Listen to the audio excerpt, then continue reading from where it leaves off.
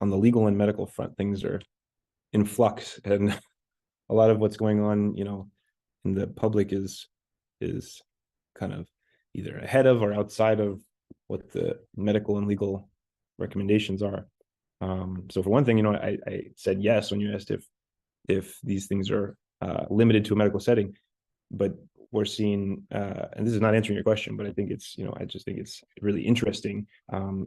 There are services now that will be completely virtual, and you can see a provider or prescriber online, and then they'll mail you ketamine. So I don't want to be advertising these services because honestly, frankly, I think they're dangerous. Ketamine is the dosing is really important. I think one of the first things I said to you is that this is an anesthetic, and if you use the wrong dose, you can end up on the floor or worse.